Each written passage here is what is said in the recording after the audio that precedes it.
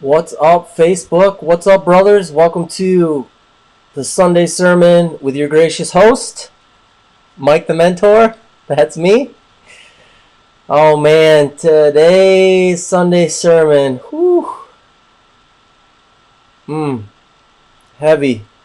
Yeah, but before I get into that, so if you're new to this page, welcome. I hope you enjoy tonight's Sunday Sermon. Sunday Sermon is where I share things from my life. Just looking back and reflecting on those things, and the whole point is for people to learn vicariously from my mistakes so that they don't repeat them for themselves. Just to share the wisdom, right, that I learned along the way. This page was started because now that I'm 38, I was asking myself, why can someone who's born into a situation like I was born into go through the things that I went through in my early life and in my teenage years and my young adult life, and even past that, get to a point where I'm at in my life now. Not to say that I'm perfect by any means, as we'll soon discover tonight. But have a good job, have a great family. Try to be a leader in the circles that I guess I travel in. What is that? And reflecting back on my life, it was two main things. One, the grace of God. God's grace was always on my life. From a young age, I wanted wisdom. I asked God for wisdom because I read that in the Bible and saw what that did for Solomon. And God said, if you ask me, I'll give it. So I asked him, and I wanted it. And two, was I had mentors in my life through the books I was reading and through the guys that were in my life that allowed me to be a part of their families at different times, that took me out to lunch, took me out to dinner. They just shared their lives with me, and they just stayed real, right? And I was like a little sponge, and I soaked all that stuff up. I mean, I was always watching what they did it line up with what they were telling me, because to be honest, I wasn't very trustful of men. I wanted to be, but I wasn't, because the most important man in my life, my dad, he told me a lot of stuff. He talked a good game, but he, for the most part, wasn't able to back it up. So that's why this page exists. I want to take the seeds that were sown into me and sow it into others. So tonight's Sunday sermon, right? Man, I've kind of been wanting to share this publicly, I guess, for a couple years now, but it wasn't the right time. And there's something I learned, and that's the right word in the wrong season will cause a lot of damage. But the right word in the right season will bring about a lot of growth and healing. And even though I wanted to share this, it just wasn't the right time. And God was having me sit on the sidelines with this one and be patient, because I needed to honor my wife and how she felt about the situation that I'm going to share tonight. And she's actually the first one that publicly stepped out with our story surrounding tonight, and that was kind of the green light that I was waiting for to be able to share. And that was a while ago, and the way God puts things together. So tonight I'm going to be talking about how I met my wife and kind of the events surrounding that, and how I pretty much almost blew my marriage up. How I was going to be divorced, and my worst fear was going to come true, and that was I was going to be like my dad, right? Like I was going to wreck this family. And not that there's anything against divorced people, because a lot of crazy things happen in relationships. But I didn't want to be like my dad, like, right? That was the one person I didn't want to be like. And you'll see as I share this, man, I was that close from standing in his shoes, and it's a huge wake-up call for me. So I don't know what's going to come out tonight. I have an idea, but I for a lot of times when I'm doing these things, I'm bringing it to you guys fresh, like serving it to you hot. I'm just, this is what God prompted me to talk about, and I'm just talking. So for the first part of this, I'm going to share my screen with you guys so you can see what I want you to see here. And we'll get into this, and I'm sure my wife will let me know if I forget any important points. So feel free to chime in, honey. Right. Okay. So Sunday sermon, week 13. I call this contract or covenant. And the reason that I call this contract or covenant is because, man, when we get into marriage and it gets hard in society, you have these contracts, and if you have a good enough lawyer, you can get out of anything. You can break that contract. It's crazy to think that that my grandpa grew up in an age where your word was your bond. You shook hands with someone, and that meant you were going to do what you said you were going to do, or you were pretty much going to die trying. And we've come so far from that. But a covenant is something that goes further than a contract. It's more than a promise. I don't have the legal definition of a covenant. Like I said, I'm just going off the top of my head here, but it's far more important than a contract. And marriage is the only covenant that exists in the world today, and that covenant was set up by God, and He showed us what that was supposed to look like. So that's why I call this contract or covenant. So this picture is a picture from Navy Pier from one of the dates that I went on with my wife after we first met.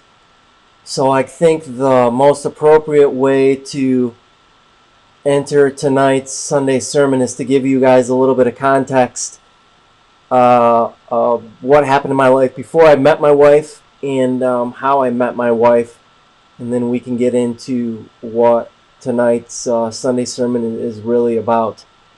So I got done trying to play some semi-pro basketball, and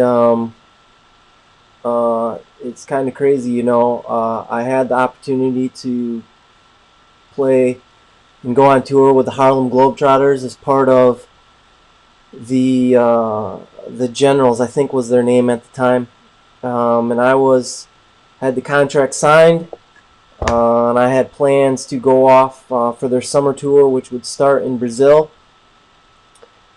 and then it would go to Europe, and then it would end up in the States. And my immediate plan was I was just going to go to the tour in Brazil. They paid a good amount of money, and I was going to take that money, and then I was going to come back, and I was going to go to grad school. Well, before I left, and I don't remember the dates and the time frames, a lot of this I probably won't be as accurate because of the events that take place, right? Like, men are good at suppressing things and pushing them down and ignoring them. And as you'll learn tonight, with everything, the 30,000 view of this, I pushed a lot of things down and I suppressed a lot of things, and I just tried to move forward, I guess is what I would say. So I had met a lady, a young woman, before I left, and things got pretty hot and heavy before I was gonna ship out. But I was also having a little bit of anxiety about going on this tour, and I try to be as vulnerable as I can on these things with you guys, and I'll just keep it real. I was a fornicator.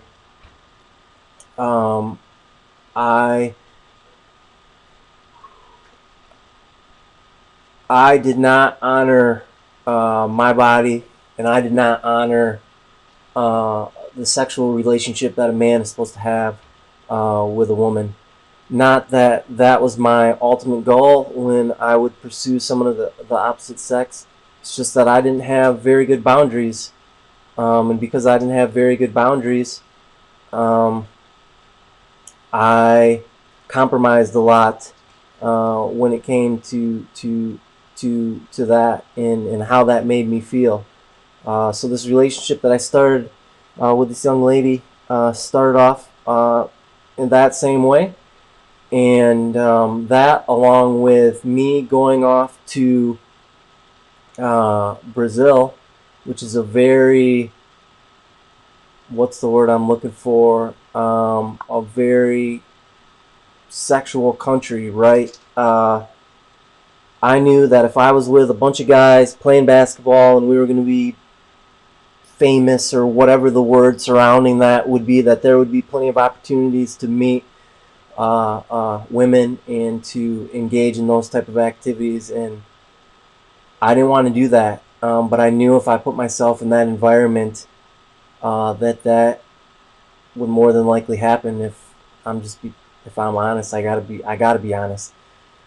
So I talked to my grandpa about that, and I decided that because of those two reasons, primarily for the second one, that I wouldn't go. So I didn't. I didn't go. You know, when you think that I would be hurt from that, like, right, this is a lifelong dream of playing some sort of professional basketball. But I felt at peace with it. You know, it was like, okay, I knew that I was good enough to be able to do that. I didn't need to go out and do it to prove it. Like, I already proved to myself that I was good enough. And people said that I wouldn't ever be able to do that, that I couldn't do that. And it was in, I guess, you know, a prideful sense. You know, I proved them wrong. And that was good enough for me. So fast forward, moved forward with that relationship, and I ended up being engaged to that person. We were going to get married, and we bought a house, and we were going to live there after we got married. And I want to honor the people in this story, just because that's the right thing to do. And I was not myself, and I did not realize it. And I was running this men's group out of my house, and the guys that were in this group, you know, thank God, you know, they pulled me aside one day and they said that I need to wake up, and they pretty much verbally slapped me into consciousness and just said, "What are you doing? Like, you're not you. This isn't you. Like, this person isn't the right person for you. You need to wake up." And I did. And there was some things that happened in that relationship, some trust issues, some things that took place. We'll just leave it at that. That, you know, for whatever reason, I didn't want to face. I wanted to give the person the benefit of the doubt, because that's the way that I am. I always try to give people the benefit of the doubt. But we were at this point where these guys were right. I need to wake up and see what lied ahead. And that's not to say that God can't work in anybody's relationship. That's not to say that people can't change over time. It was just God had impressed it strongly upon these guys that this wasn't right, and I needed to not go down that road. So that led to this process of trying to break this relationship off and being engaged and having a house together. You know, that's like, right, lesson number one in this story. Like, if you're watching this and you're dating somebody and you're going down this road, like, do not buy a house together until after you're married. Don't. You know, you may be wiser than me, you may be smarter than me. You will save yourself a lot of hassle. You will not miss out on anything by waiting to buy a house until after you're married. I promise you that. And I'm in finance and I'm in lending. I promise you that. So that's lesson number one. So trying to break all that stuff off and deal with that and move on with my life. So one weekend, my buddy was living in Chicago, and he invited me down there to hang out and just get away, and I needed to. So I drove down to Chicago, and we went out with a group of people, and we were hanging out in Wrigleyville, which is where the Cubs play. And we were going from bar to bar, and we went into this bar, and I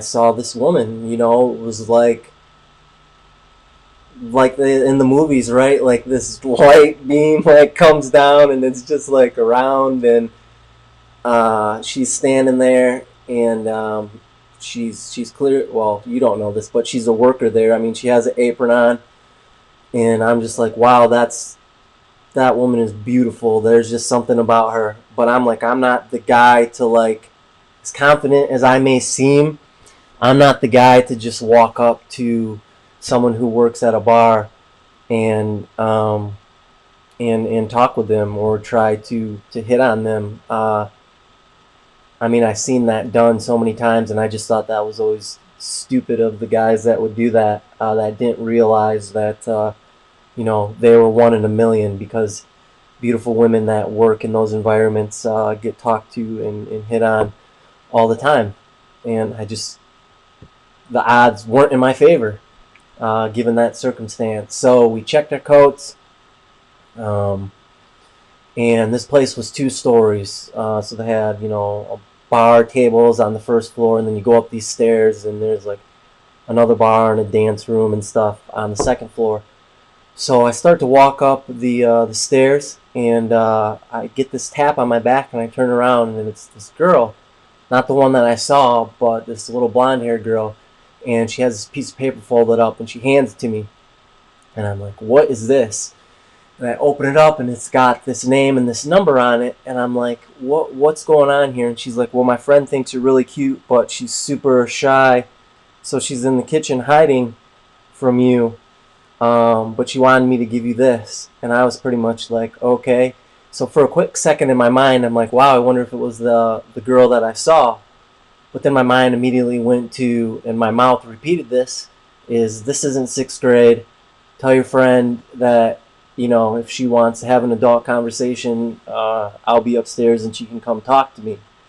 And I might have texted the same thing to that number. I don't remember. That detail's fuzzy. So told the girl thank you and went upstairs. And sure enough, a couple minutes later, here comes this woman, and she walks up to me, and sure enough, it's the one that I saw when I came in, the one that I'm married to today, my wife Jody, and we hit it off. We start talking, and like a good host, she buys me a drink. And we start to talk, and there's just something there. I mean, there's just something there. So we start to talk, and then we spark up a relationship. And over the next, honey, forgive me, I don't remember how many weeks, but we build this relationship. And I'm going to Chicago to see her. She's coming to Michigan to see me. And while all this is going on in the background, I'm still trying to deal with my ex and the house and the situation that we have. As things get more and more serious with Jody, obviously she knows that this is what's going on in the background. And she is completely 100% open and honest with me. And she tells me that I could pretty much do anything to her, but don't lie to her, and don't cheat on her. And she shared with me things from her past that she had been through, and the relationships that she had been in, and that's all she was asking from me. And she said if I couldn't give that to her, then we shouldn't move forward. But I wanted, more from her. I wanted a relationship with her, and I wanted her to know the kind of person that I really was. So I told her, yeah, that's not a problem. I can do that for you. And God bless her, she wanted to believe me. So we moved forward. And one weekend, I was returning back from seeing Jody, and I remember there was a huge snowstorm, crazy snowstorm. And I pull into the driveway, and sure enough, my ex is standing there, and talking to Jody on the phone because I was, letting her know that I had made it home safe. And she immediately knew something was wrong. And I believe she asked me, is she there? And I said yes. And I was like, I got to handle this, and we hung up. I may have said, I'll call you later. I don't really remember if I said that or not. I guess that doesn't matter. Or maybe it does. So I get out of the car, and I'm like, we start this conversation like, what are you doing here? Like, you're not supposed to be here. And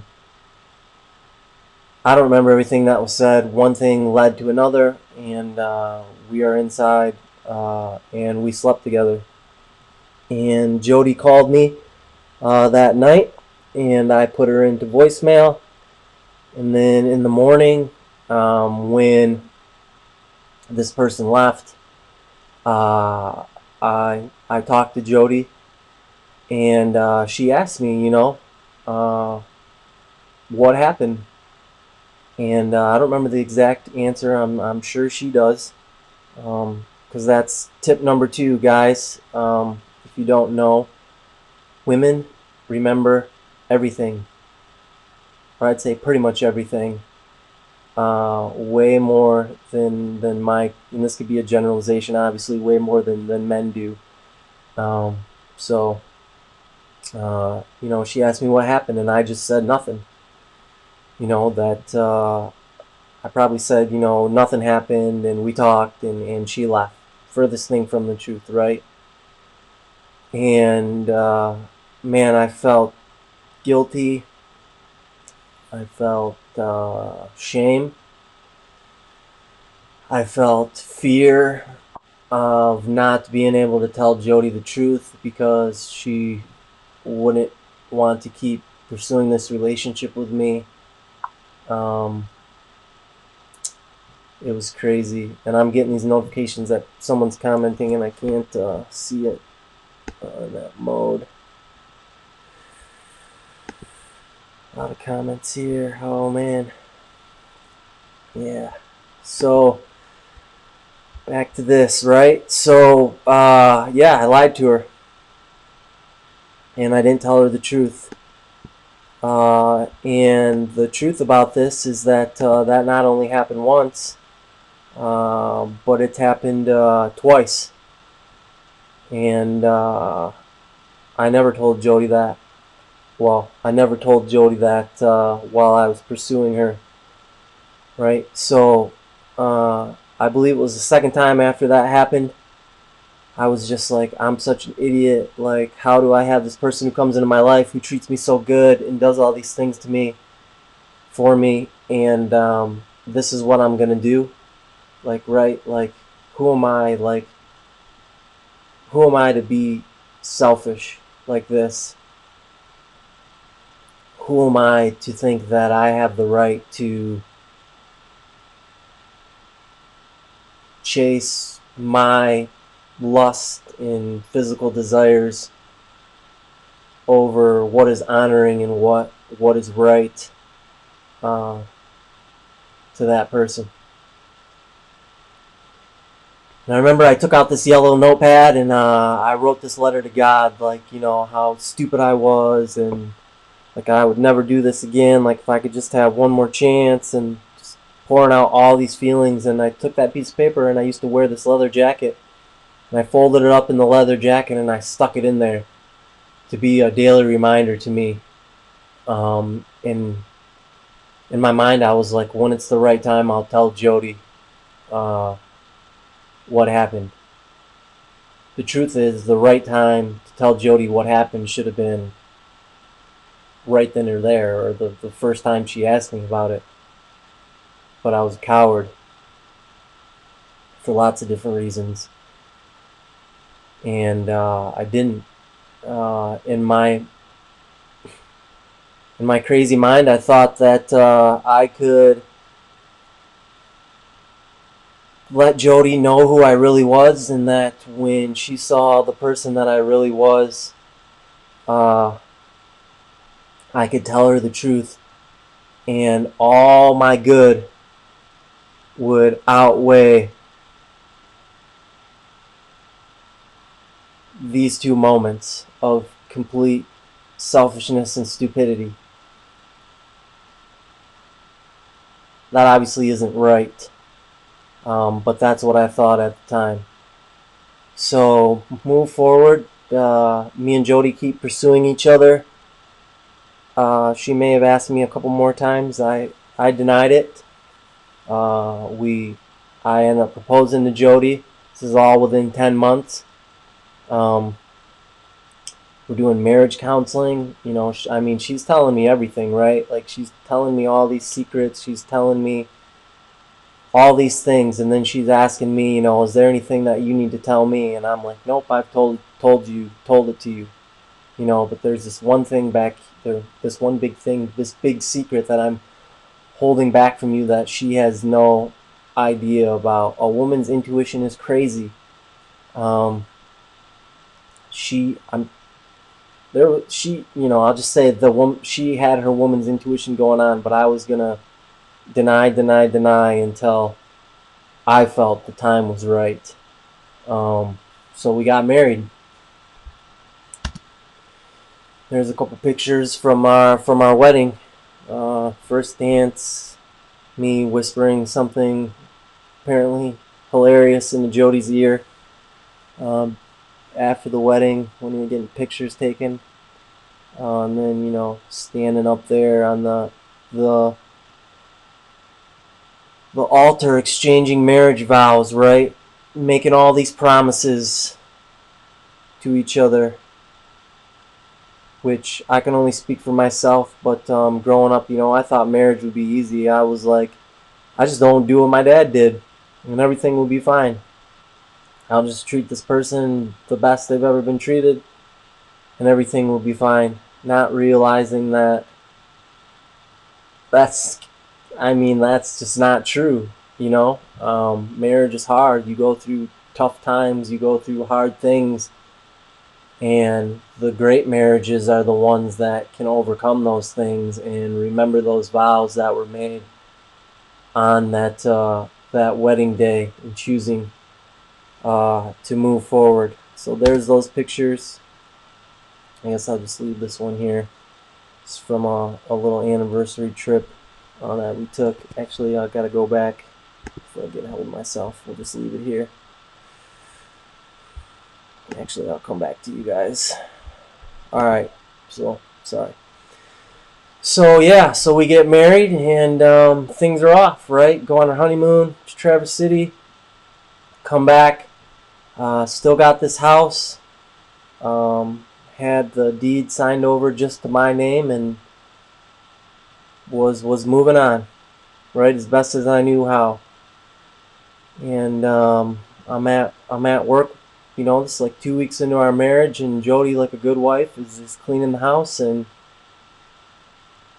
she goes in the closet, and there's my leather jacket, and for some reason, she goes in there and is checking the pockets and finds this piece of paper, this yellow notepad that I wrote these things on.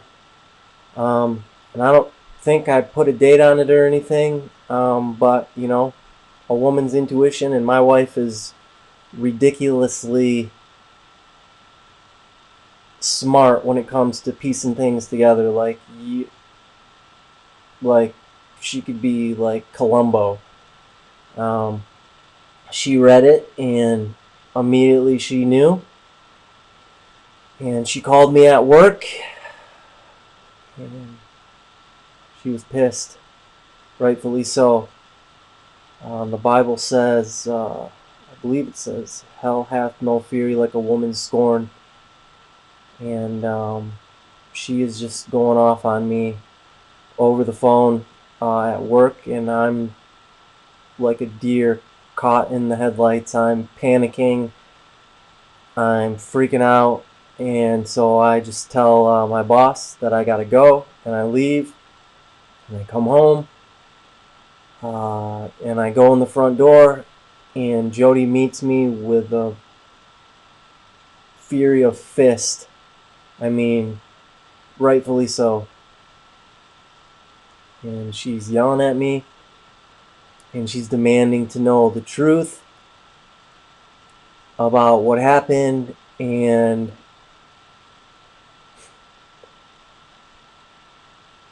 I tell her the half truth.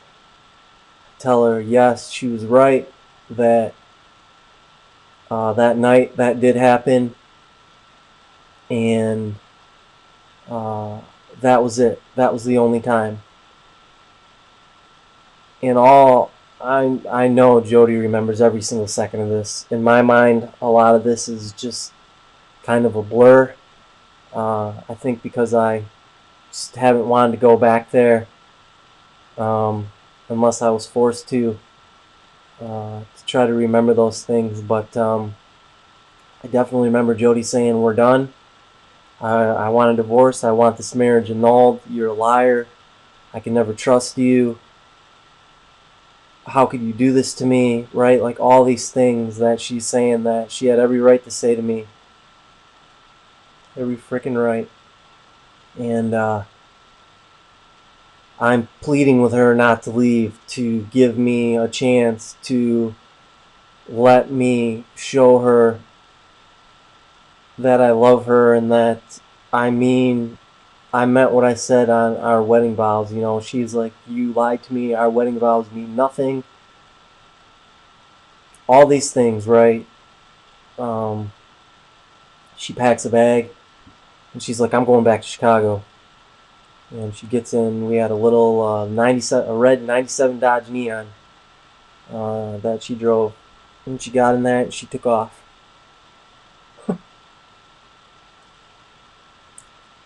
And I just remember like thinking, I'm just like my dad. My worst fear is coming true. I'm like my dad. I'm gonna be this womanizing, divorced guy who goes around and can't keep a commitment, can't keep a relationship together. You know, so not only am I thinking this like right away, right? Like the enemy, the devil is in my ear, like, "Yep, told you so, just like your dad. Yep, yep, yep." Right? Like this is part of you. He is part of you. You can't get away from this. You're gonna be like this the rest of your life. You know, all these thoughts, just these accusations. And I really don't remember what happened between the time that Jody left and the time where I was just on my floor upstairs crying into the carpet, wondering what was going to happen with my life, because I felt at that my life was over at that time. And I remember crying out to God, saying, "God, help me. Like, what can I do?" And I've shared before on the Sunday sermon how I've heard God's audible voice twice in my life. The first time when my dad died, and I was having all these feelings about dealing with someone who didn't know anything about me. And God told me He knew everything about me, clear as day. And the second time is when I was crying into that carpet for God to help me. And He asked me a question. He said, "You made a covenant, right?" And I'm like, "Yeah, I made a covenant." And He's like, "Okay, keep it." And I'm like, "Whoa, what good does that do, God? Like, Jody's not here right now. She left and she ain't coming back." And He's like, "Follow her wherever she goes." Those are the three things He said to me. And I kid you not, 30 seconds later, Jody pulled in the driveway. And she came in the door, and she said that she wanted to give our marriage a chance, that it was going to be really hard and she'd probably never trust me again my entire life, and that she was going back to Chicago because she couldn't be in that house and she couldn't be in Michigan. And I told her, okay. I told her, God told me I need to follow you wherever you go. So let's go. And I threw all my stuff into storage. I called my boss, quit my job, said I'm not coming back. Didn't tell any friends, didn't tell really, I don't think I told any family, any friends. And a day or two later, we were off to Chicago to try to make this thing work. And brothers, like, it's one thing to say something, right? It's a whole nother level to actually walk that out. Especially when it's the hardest thing that you've probably ever done in your life. So here I am, headed back to Chicago with this woman, my wife, who hates my living guts. But for some odd reason, she is willing to let me try to make it work. And we went back to Chicago and we lived with one of her friends, two of her friends, for a while in this tiny little room with a bunch of bags and clothes. And there were good days, and there were a lot of bad days. It was probably a blessing from God that we weren't in a house by ourselves 24/7.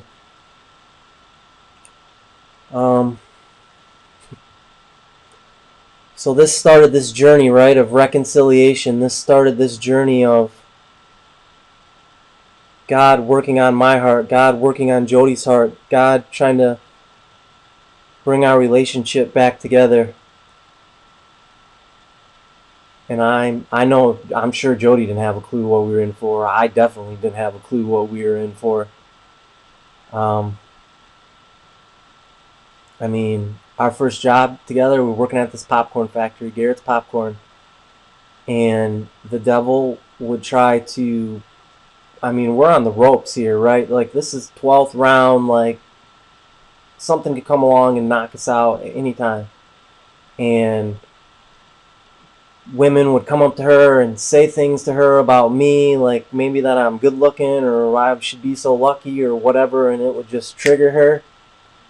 And she would come home and she'd be like, I can't do this anymore. I want out. And we'd have to have a talk. And I would have to present my case of worthiness of why we need to work through this, and that I was worth fighting for, that she was worth fighting for, that our marriage was worth fighting for. We'd be driving down the road, and I remember this. There's this billboard on the side of this building of these scantily clad, dressed women. And I looked.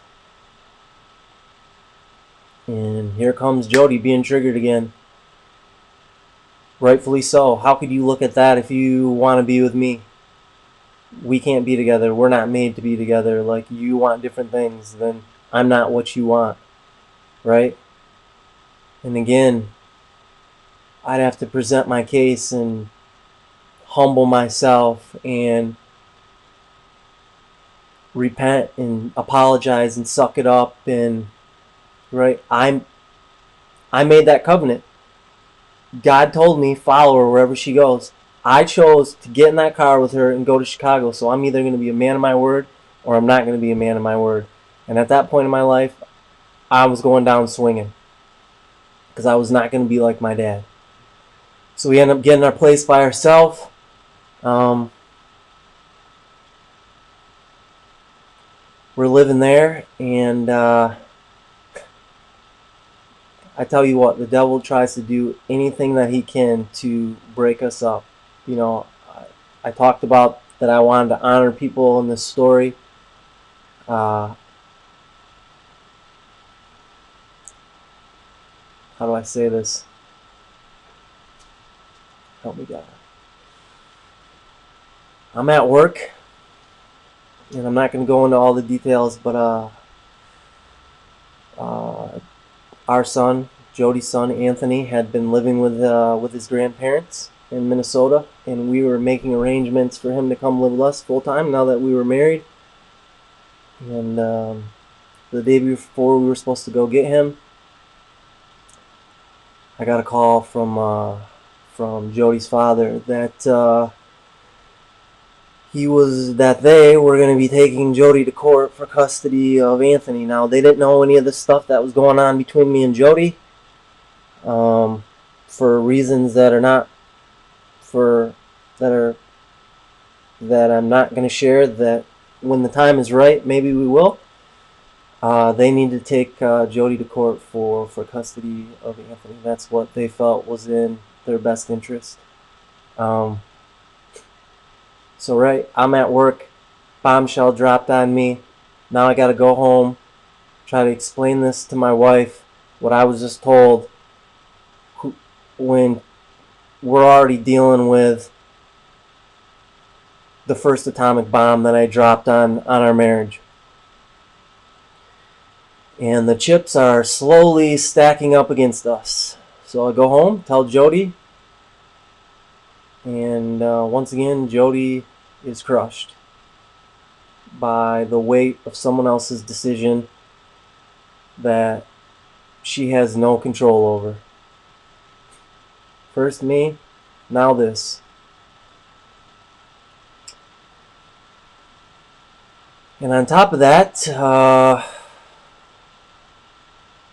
reoccurring days of me being at work,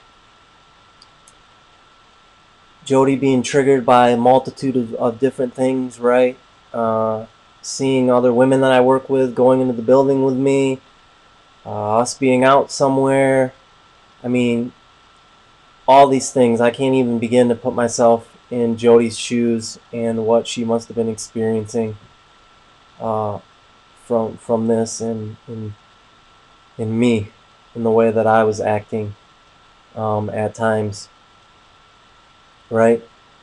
So I would come home and Jody would have everything packed in the middle of the floor. She'd have her bags packed and she would be like, I can't do this. I'm leaving.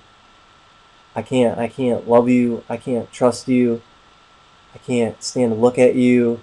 Everything that is here, everything that is around, every time I see you, I'm reminded of this. I can't do this, right? Like that was, I would think that it would be fair to say, almost a daily occurrence for the first year we were in Chicago. So we're dealing with that, and we're dealing with this thing of having to go to court and everything that entails, but by God's grace, that was what it was like the first year. The second year, those weekly occurrences, or those daily occurrences, went to weekly occurrences, and they went to monthly occurrences, and they went to quarterly occurrences, that would get further and further apart.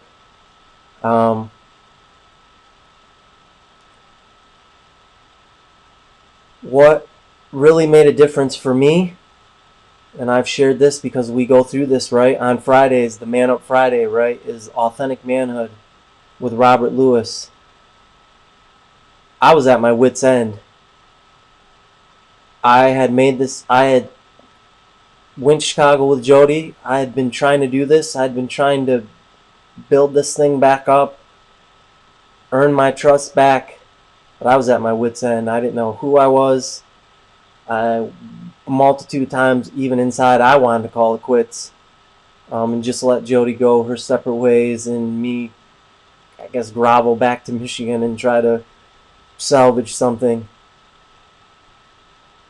But I came across Authentic Manhood at the church I was going to in Chicago, and I got with a group of guys at a table, and we'd go through that book, and my eyes started to open about all these things from my past that I had to deal with, that I had carried into my marriage, whether I knew it or not, right?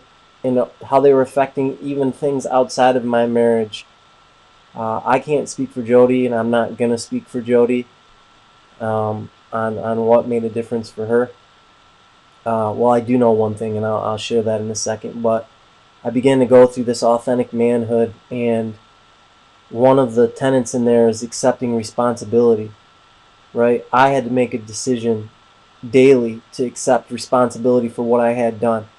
And making that decision for accepting responsibility what I had done meant that I had to accept whatever consequences came with that, right?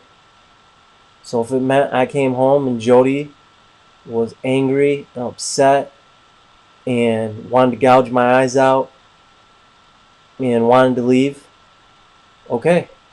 My responsibility was to talk to her and to empathize with her and to try to understand how she felt, but at the same time let her know that I'm not going anywhere, that I'm going to be there for her, that I said this and I'm not trying to talk about it, I'm trying to show her, right, in a multitude of different ways. So the one thing that really helped Jody out was, I think it was the first year we were married and living in Chicago, is she got a job as a vet tech at this vet's office, obviously, if she's a vet tech. And if you know Jody, you know her affinity with pugs, right? And her love for pugs. Well, I'm at work and she gives me a call and tells me that someone brought this pug in off the street and it already had one eye missing and they had to remove the other eye. So it was completely blind and there was nobody that could take it. And would I please let her have the dog? Now, this is conjecture, obviously. I'm pretty sure in the back of her mind, she was like, I'm taking this dog no matter what. But she was trying to do the honoring thing and ask me about the decision. And me, I mean, I was going to let my wife have whatever she wanted. I was operating from this place of I'd done this thing wrong, right? Like I'm this little boy, like I'm being punished. Maybe punished is the wrong word, but I'm trying to show my value, and in showing my value, I'm going to let Jody have this dog. I'm not going to withhold this from her, and that dog is Belle, right? Our beloved Belle. And Jody was at a point in her life where God knew this, she needed something to take her mind off of probably the constant thinking about what I did and everything that came with it, and her being able to feel loved again from something that didn't remind her of that situation, and that was Belle. You know, and she took care of Belle and she poured her love into Belle, and maybe I could have been jealous. There were times. Maybe I could have been mad.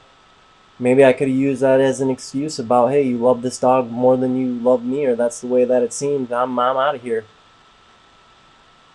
But I wasn't going to do that, right? Like I made this covenant. I got in that car. I came to Chicago.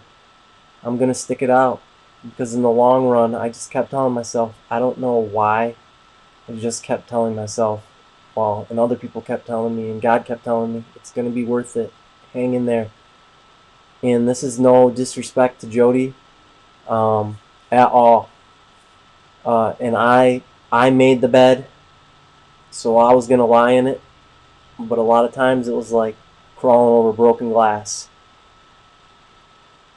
I mean, we walked on eggshells around each other. I definitely did not say what was on my mind or how I felt because I did not want to trigger Jody, and I did not want to verbally have to talk her off the ledge of wanting to leave and to call it quits, even though she had every right to, right? Every right. So Bell was that marker that helped her, was one of the first things. The second thing is we were able to seek out some marriage counseling, and I'm a huge believer in counseling. I mean, I did counseling before I was married, and I'm not talking about just marriage counseling. I'm talking about like life counseling. I'm a huge believer in that. We all have these blind spots, and we don't know what we don't know. And if we have an objective third party there that can give us feedback, it makes us a better person and allows us to see these things and then figure out how we can face these things and overcome these challenges in our lives. So we went to marriage counseling, uh, which there was good and there was bad, right? I don't remember the order, but I know we went to a couple people and Jody just did not vibe with them. They pretty much made it seem like it was Jody's fault, and she just needed to get over it and move past it, right? And that's obviously part of any type of healing. But there's no timeline for, you're right, G. There's no timeline for how long it's going to take somebody to get over something, especially when it's a traumatic situation like that, right? And it was tough, man. I just had to be patient. I thought I was patient, but God was stretching my patience as well, right? So that's the second thing that helped us, was this marriage counseling. Um, so marriage counseling helped a lot, right? We were getting in a better spot. We actually went to court. Jody got custody of Anthony. He was living with us. We were being this family. We had our daughter Michaela. We were doing good, right? We were making progress, and then my wife came to me and said she's. Do you think your boss will let you move back to Michigan? So I'm like, oh, okay. Are you sure that's what you want to do? Given the history and everything that's there, and we made a decision as a family to move back to Michigan. Uh, all along, um, I still had this secret, right? Because I had only told Jody the half truth about what had happened that night, and it had come up in counseling, and I had denied it. I said it only happened the one time, and Jody was adamant that she just had something telling her that that wasn't true.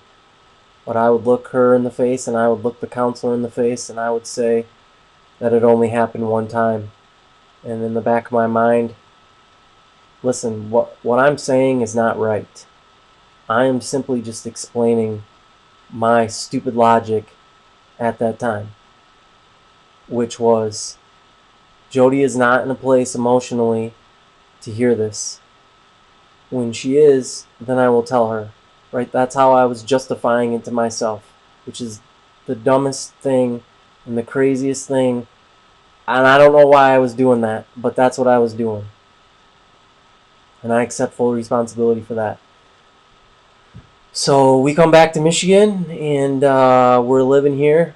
And things start to go a little bit sideways, right? Like the triggers start happening, and we're getting into fights, and Jody's saying she can't trust me, and she's, fearful that I'm in the background looking up, my ex and trying to meet up with her, and all these things, right? All these thoughts that I can't blame her for having, or for, of course, the enemy's going to use that against her and put those in her head and make her think all these things, right? Like this is a fight. This is like war, like for our marriage that is going on. And all I can do is pray, try to speak life into my wife, and walk a very tight line about what I did, what I appeared to be doing, everything, right? Like a very tight line. Like I didn't have much room for error. I put myself in this position, and I chose the narrow path. I could have left, just like she could have left and took the easy way out. And I'm grateful that she never did, and I never really, shame on me because I never really thought about that. I never really thought about, well, until she said this to me one day. She's like, you need to give me more credit. I haven't left either. And she was right. It wasn't just me fighting, it was her fighting the best way that she knew how. So, right, she's got all these thoughts going on in her head. We try to do some more marriage counseling, but once again, it's, you need to get over it and just move on. And, okay, I still got this big, like, lump in my throat, this heavy bag that's there, that I've been carrying around for, now I think it was 7 years, right, of lying, and not being completely honest, with Jody. Maybe even 8 years. So it was one of those summers, 2, 3 summers ago. I mean, we just hit a wall, huge wall, and I talked Jody into going and seeing a marriage counselor at our church, and this poor guy, he tried his best to help us out, and everything was actually going pretty good until we got to the end. And he said, well, is there anything else that, this is a fresh start for you guys, is there anything else that you want to know? And Jody said, yeah, I need one more answer to something. She's like, I need to know that this happened more than once, because I think that it did. And I heard the Holy Spirit tell her, it's time. Tell her. Holy crap, was I scared out of my freaking mind. Right, but I was already committed. So I opened my mouth and I said, you're right. It didn't happen once. It happened twice. Okay. So Jody hasn't been hit with one uppercut.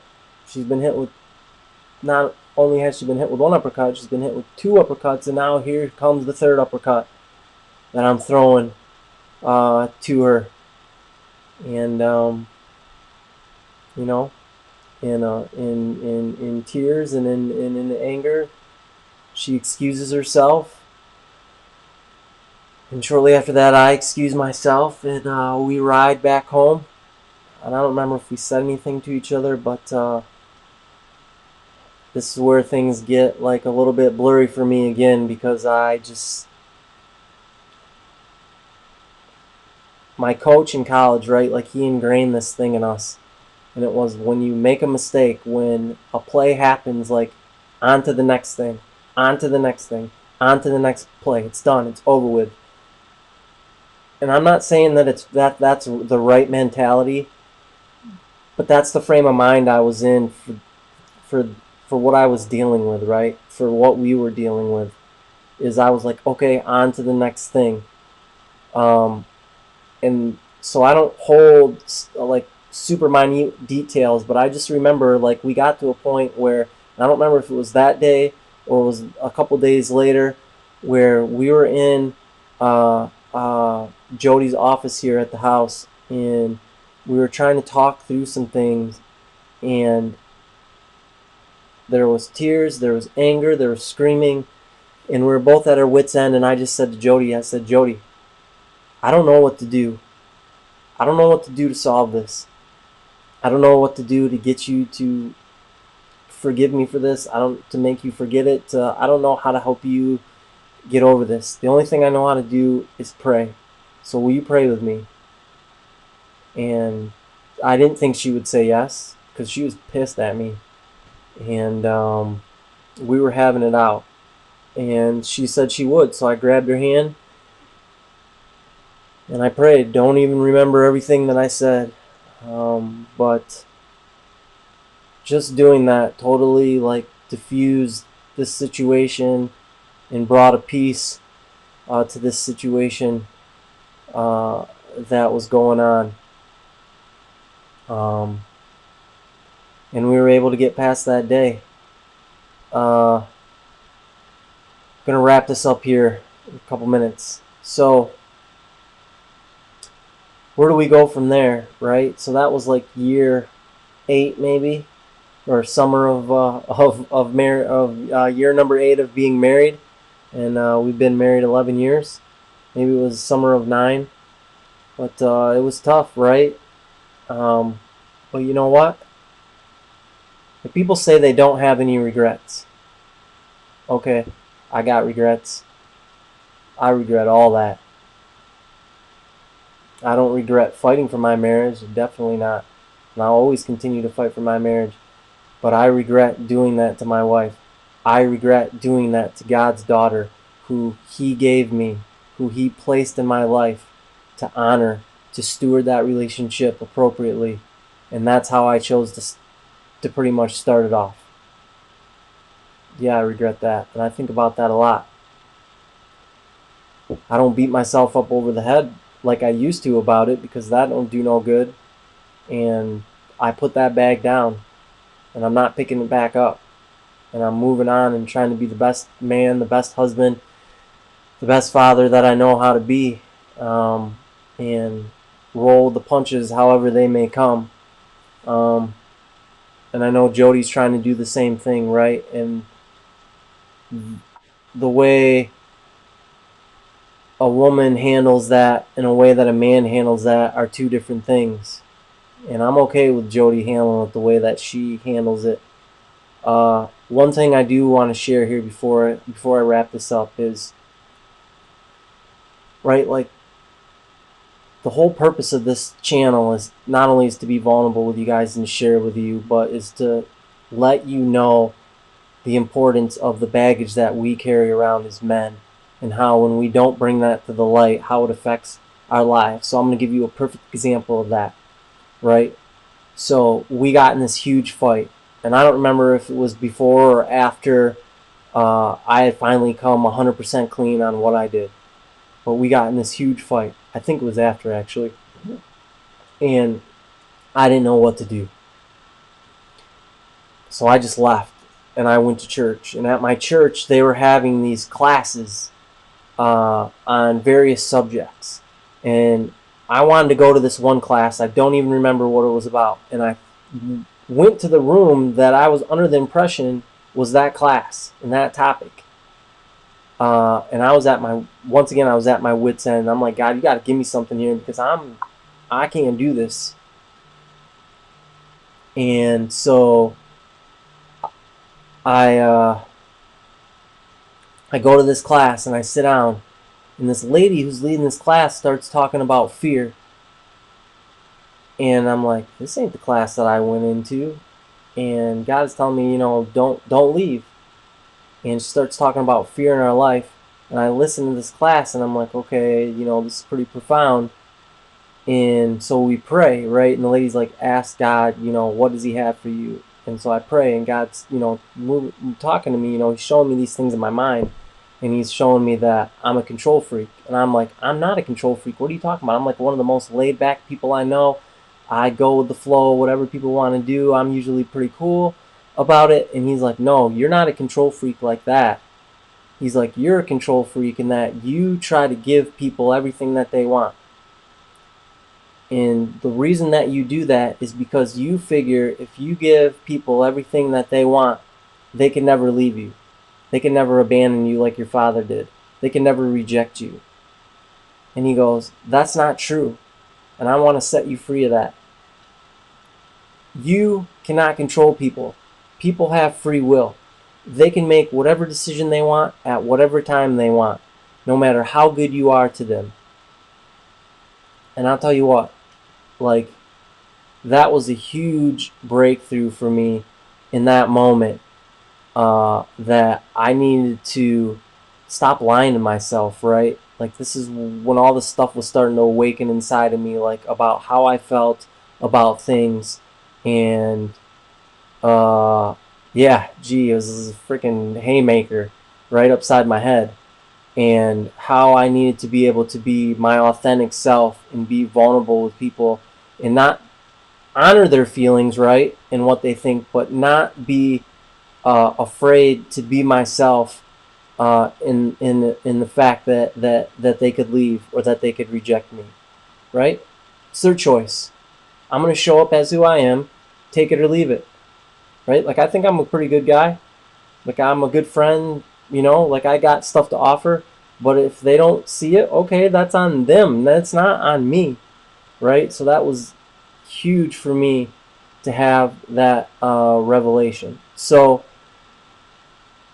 to sum it all up, right? Like, don't do what I did. Don't do what I did. Own your feelings. Own your regret. Own your shame. But when you own it, get rid of it.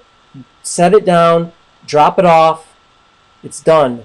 Move forward, right? And if you're struggling in your relationship, if you're struggling in your marriage, I get it. I understand. But it is a fight worth fighting every single day. And I just want to show this to you, right? So I showed you guys this before, right? So the reason I had this photo in here is because this is from me and Jody's 10-year anniversary. We went up to Mackinac, right?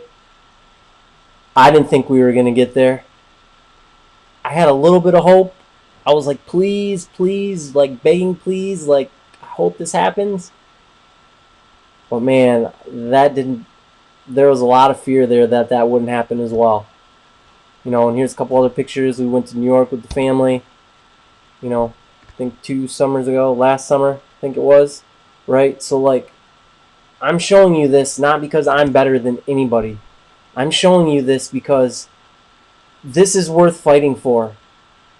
Not just this between me and Jody, but as men, we're fighting for this, right? We're fighting for this. We're fighting for all of this every single day. And we can't lose sight of that as men, right? It's our responsibility. We have a higher calling on our lives. And we need to accept that as men, as husbands, as fathers, right? And the way that we start accepting that is taking responsibility for our actions and doing what we need to do. So I know I went long tonight. I really appreciate you being here tonight. And I hope you got a lot out of this. I didn't know what was going to come out of my mouth. I didn't know how this was going to go. I appreciate everybody that chimed in. I appreciate everybody that watches this. Like, this is huge, okay? If you know somebody that's going through a hard time in their marriage, share this with them. Point them to my page, because I'm all about helping guys however I can. If you need to talk because you're struggling in your marriage, you can private message me, and we'll get together, whether it's over the phone or in person, and I'll be there to listen as best I can to help you out. So, I love you, brothers. I hope you have a good night, and we'll see you back here tomorrow. Thank you.